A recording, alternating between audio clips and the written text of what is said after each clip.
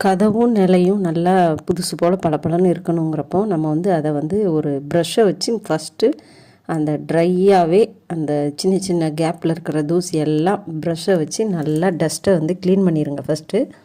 அதுக்கப்புறம் ப்ரஷ்ஷை வந்து லைட்டாக தண்ணியில் நல்லா அலசிட்டு அதில் உள்ள அழுக்கெல்லாம் போனதுக்கப்புறம் மறுபடியும் தண்ணியில் டிப் பண்ணி எல்லா இடமுமே ப்ரஷ் வச்சு நல்லா தண்ணி வச்சு தொட்டு தொடச்சி எடுத்துருங்க.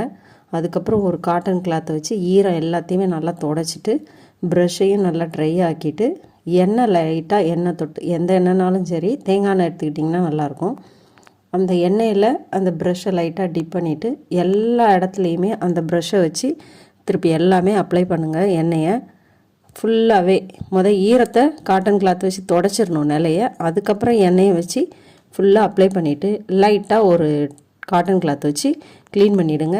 கதவு பளபளன்னு இருக்கும் நிலையும் கதவும். ட்ரை பண்ணி பாருங்கள்.